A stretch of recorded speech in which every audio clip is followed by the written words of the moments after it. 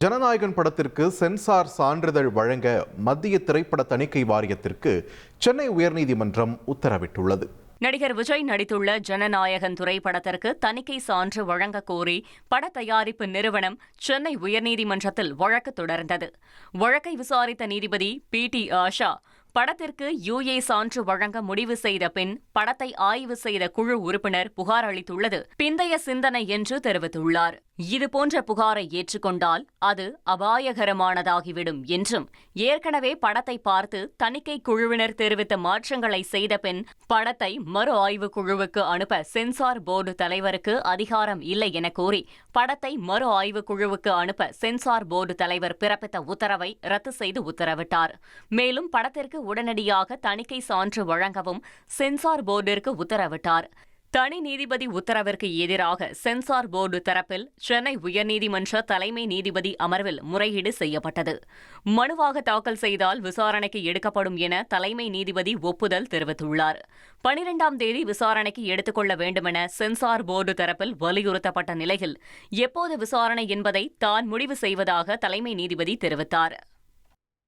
பராசக்தி திரைப்படத்திற்கு censor board UA சான்றிதழ் வழங்கியுள்ளது. பராசக்தி படம் நாளை வெளியாகும் என்று அறிவிக்கப்பட்ட நிலையில் சென்சார் சான்றிதழ் வழங்கப்படாததால் அறிவித்த தேதியில் வெளியாகுமா என்ற சந்தேகம் எழுந்தது. இந்நிலையில் படத்திற்கு சென்சார் போர்டு யுஏ சான்றிதழ் வழங்கியுள்ளது. படத்தின் ரன்னிங் டைம் 2 மணி நேரம் 42 நிமிடங்கள் என்பதும் குறிப்பிடப்பட்டுள்ளது. இந்த திரைப்படம் திட்டமிட்டபடி நாளை வெளியாக உள்ளது. வங்கக்கடலில் நிலை கொண்டுள்ள ஆழ்ந்த காற்றழுத்த தாழ்வு மண்டலம் இன்று பிற்பகல் இலங்கையில் கரையை கடக்க வாய்ப்புள்ளதாக இந்திய வானிலை ஆய்வு மையம் தெரிவித்துள்ளது. தென்மேற்கு வங்கக்கடலில் நிலை கொண்டுள்ள ஆழ்ந்த காற்றழுத்த தாழ்வு மண்டலம் கடந்த 6 மணி நேரத்தில் மணிக்கு 10 கிலோமீட்டர் வேகத்தில் வடமேற்கு திசையை நோக்கி நகர்ந்து அதே பகுதியில் நிலை கொண்டுள்ளதாக தெரிவிக்கப்பட்டுள்ளது. காரைக்காலில் இருந்து 570 கிலோமீட்டர் தொலைவில் தென்கிழக்கிலும், சென்னையிலிருந்து 740 கிலோமீட்டர் தொலைவில் தெற்கு தென்கிழக்கிலும் நிலை கொண்டுள்ளதாக தெரிவித்துள்ளது. இது இன்று பிற்பகல் இலங்கையின் யாழ்ப்பாணம் மற்றும் திருகோணமலைக்கு இடையே கரையை கடக்க வாய்ப்புள்ளதாகவும், ஆழ்ந்த காற்றழுத்த தாழ்வு மண்டலம் கரையை கடக்கக்கூடிய திசை தொடர்ந்து மாறி வருவதாகவும் வானிலை ஆய்வு மையம் தெரிவித்துள்ளது. இந்நிலையில் தமிழக டெல்டா மாவட்டங்களில் இன்று இரவில் மழை தொடங்கி பின்னர் பரவலாக மழை பெய்ய வாய்ப்புள்ளதாகவும் வானிலை ஆய்வு மையம் தெரிவித்துள்ளது.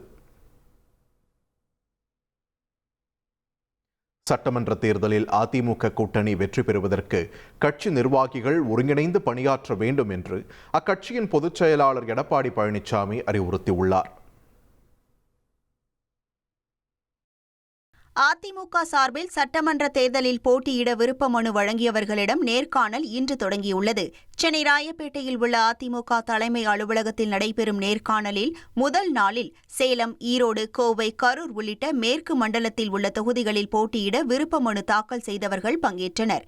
ஒவ்வொரு தொகுதிக்கும் 45 நிமிடங்கள் ஒதுக்கி அந்த தொகுதிக்கு வேட்புமனு தாக்கல் செய்த அனைவரையும் ஒன்றாக அமர வைத்து எடப்பாடி பழனிசாமி நேர்காணல் நடத்தினார்.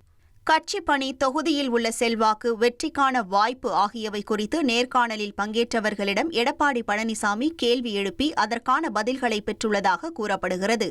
நேர்காணலில் பங்கேற்றவர்களிடம் அதிமுக கூட்டணிக்கு மக்கள் மத்தியில் அமோக வரவேற்பு இருப்பதாக எடப்பாடி பழனிசாமி கூறியுள்ளார். அதிமுக சார்பிலும் கூட்டணி கட்சி சார்பிலும் யார் வேட்பாளராக நிறுத்தப்பட்டாலும் நிர்வாகிகள் ஒருங்கிணைந்து பணியாற்றி வெற்றியை உறுதி செய்ய வேண்டும் என்று எடப்பாடி பழனிசாமி அறிவுறுத்தியிருக்கிறார். திமுக ஆட்சி நன்றாக இருப்பதாக தெரிவித்துள்ள பாமக நிறுவனர் ராமதாஸ், திருமாவளவன் இடம்பெற்றுள்ள கூட்டணியில் இணைவீர்களா என்ற கேள்விக்கு அரசியலில் எது வேண்டுமானாலும் நடக்கும் என்று கூறியுள்ளார். 4 ஆண்டுகால மு.க. ஸ்டாலின் ஆட்சி எப்படி இருக்குது? ஸ்டாலினுடைய ஆட்சி நல்லதாக இருக்கு. திருமாவளவன் அவர்கள் அவங்க கூட இருக்கிற கூட்டணியோட நீங்க இணைய வாய்ப்பு இருக்குதா? இல்ல அதுக்கு உங்களுக்கு ஏதாவது அரசியலில் எதுவும் நடக்கும், என்ன வேணாலும் நடக்கும், எதிர்பாராத விதமாக எல்லாமே நடக்கும். எதுவும் நடக்காதுன்னு சொல்ல முடியாது அரசியலில். கடலூர் மாவட்டம் வேப்பூரில் இன்று நடைபெறும் தேமுதிக மாநாட்டில் சட்டமன்ற தேர்தல் கூட்டணி குறித்து அறிவிப்பு வெளியாகலாம் என்று எதிர்பார்க்கப்படுகிறது. வேப்பூர் அருகே பாசார்கை காட்டி பகுதியில் தேமுதிகவின் மக்கள் உரிமை மீட்பு மாநாடு 2.0 நடைபெறுகிறது. கட்சியின் பொதுச் செயலாளர் பிரேமலதா விஜயகாந்த் பிற்பகலில் மாநாட்டு பந்தலில் கொடியை ஏற்றி மாநாட்டை தொடங்கி வைக்கிறார். அதனைத் தொடர்ந்து பல்வேறு கலை நிகழ்ச்சிகளுக்கு ஏற்பாடு செய்யப்பட்டுள்ளது. இதனைத் தொடர்ந்து மாநாட்டில் பொதுச் செயலாளர் பிரேமலதா விஜயகாந்த் சிறப்புரையாற்றுகிறார். சுமார் 150 ஏக்கரில் மாநாட்டு பந்தல் அமைக்கப்பட்டுள்ளது. மாநாடு முகப்பில் மத நல்லிணக்கத்தை வலியுறுத்தும் வகையில் 3 நுழைவாயில்கள் அமைக்கப்பட்டுள்ளன. மேலும் முகப்பில் விஜயகாந்த் சினிமாவில் நடித்த முதல் திரைப்படம் தொடங்கி கடைசி திரைப்படம் வரையிலான படங்கள் வைக்கப்பட்டுள்ளன. விஜயகாந்த் சினிமாவில் நடித்த கதாபாத்திரங்களின் உருவ சிலைகளும் வைக்கப்பட்டுள்ளன. தமிழகத்தின் பல்வேறு பகுதிகளில் இருந்தும் தொண்டர்கள் வருவார்கள் என்பதால் குடிநீர், கழிப்பறை உள்ளிட்ட அடிப்படை வசதிகள் செய்யப்பட்டுள்ளன. இருசக்கர வாகனங்கள், கார்கள் உள்ளிட்ட வாகனங்களை நிறுத்த தனியாக இடம் ஒதுக்கப்பட்டுள்ளது. மாநாட்டையொட்டி போலீஸ் பாதுகாப்பு போடப்பட்டுள்ளது. இரட்டை என்ஜின் பாஜக அரசுகள் நாட்டு மக்களின் வாழ்வை சீரழித்துள்ளதாக மக்களவை எதிர்க்கட்சித் தலைவர் ராகுல் காந்தி கடுமையாக சாடியுள்ளார்.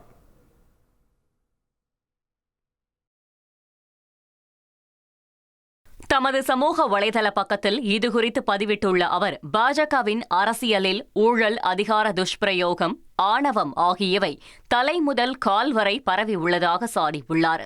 பாஜக ஆட்சியாளர்களுக்கு ஏழைகள், நடுத்தர மக்கள், தொழிலாளர்களின் வாழ்வாதாரம் என்பது வெறும் தரவுகள் மட்டுமே என்று குறிப்பிட்டுள்ள ராகுல் காந்தி, வளர்ச்சி என்ற பெயரில் வசூல் வேட்டை நடப்பதாக குற்றஞ்சாட்டியுள்ளார். உத்தரகாண்டில் அங்கிதா பண்டாரியின் கொலை வழக்கில் பாதுகாக்கப்படும் பாஜகவின் VIP யார் என்று கேள்வி எழுப்பியுள்ள ராகுல் காந்தி, பாஜக ஆட்சி நடைபெறும் மற்ற மாநிலங்களில் நிலவும் பிரச்சினைகளையும் குறிப்பிட்டுள்ளார். பிரதமர் மோடியின் இரட்டை என்ஜின் அரசுகள் பெரும் பணக்காரர்களுக்காக மட்டுமே இயங்குகிறது என்றும், ஏழை எளிய மக்களை நாள்தோறும் நசுக்கி வருவதாகவும் ராகுல் காந்தி தமது பதிவில் விமர்சித்துள்ளார். ஈரானில் நாடு தழுவிய பொதுமக்களின் போராட்டத்தால் இணைய சேவை முற்றிலும் நிறுத்தப்பட்டது. ஈரானில் நிலவும் விலைவாசி உயர்வு, வேலையில்லா திண்டாட்டம், வாழ்வாதார செலவு அதிகரிப்பு போன்றவற்றை முன்வைத்து பொதுமக்கள் வீதியில் இறங்கி போராட்டத்தில் ஈடுபட்டனர். ஈரானை விட்டு வெளியேறிய பட்டத்து இளவரசர் ரெசா பாஹ்லவி விடுத்த அழைப்பின் பேரில் பொதுமக்கள் இந்த போராட்டத்தில் ஈடுபட்டுள்ளனர். பெரும்பாலும் சமூக வலைதளத்தில் பரவிய தகவலை வைத்து அந்நாட்டு மக்கள் திரண்டதால் ஈரான் முழுவதும் இணைய சேவை தற்காலிகமாக துண்டிக்கப்பட்டுள்ளது. அமெரிக்காவின் ஒரெகான் மாகாணம் போர்ட்லண்ட் நகரில் குடியேற்ற காவலர் நடத்திய துப்பாக்கிச் சூட்டில் பெண் உட்பட 2 காயமடைந்தனர்.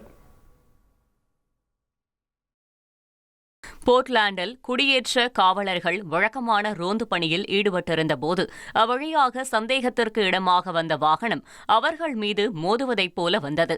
இதனை சுதாரித்துக் கொண்ட குடியேற்ற காவலர் ஒருவர் அந்த வாகனத்தை நோக்கி துப்பாக்கியால் சுட்டார். தொடர்ந்து சுமார் 3 கிலோமீட்டர் தூரத்திற்கு சென்ற அந்த காரில் இருந்தவர்கள் உதவிக்காக குரல் எழுப்பியதை அடுத்து அதில் இருந்த ஒரு பெண் உட்பட 2 காயமடைந்தது உறுதியானது. அமெரிக்காவில் மினபோலிஸ் நகரில் குடியேற்ற காவலரால் 37 வயது பெண் சுட்டுக் கொலை செய்யப்பட்டதைத் தொடர்ந்து போர்ட்லாண்டிலும் அதே போன்ற சம்பவம் அரங்கேறியிருப்பது அதிர்ச்சியை ஏற்படுத்தியுள்ளது. மகளிர் பிரீமியர் லீக் கிரிக்கெட் தொடர் மும்பையில் இன்று தொடங்குகிறது. மகளிர் பிரீமியர் லீக் தொடரின் 4வது சீசனில் Mumbai Indians, Royal Challengers Bengaluru, Gujarat giants, UP warriors, Delhi Capitals ஆகிய 5 அணிகள் பங்கேற்றுள்ளன. இன்று முதல் பிப்ரவரி 5ஆம் தேதி வரை போட்டிகள் நடைபெறவுள்ளன. தொடக்கப் போட்டியில் மும்பை இந்தியன்ஸ் மற்றும் ராயல் சேலஞ்சர்ஸ் பெங்களூரு அணிகள் மோதுகின்றன. மும்பையில் தொடக்க விழாவை முன்னிட்டு கலை நிகழ்ச்சிகளுக்கு ஏற்பாடு செய்யப்பட்டுள்ளது. மும்பை மற்றும் வதோதராவில் போட்டிகள் நடத்தப்படுகின்றன. எலிமினேட்டர் மற்றும் இறுதிப் போட்டி வதோதராவில் நடைபெறுகிறது.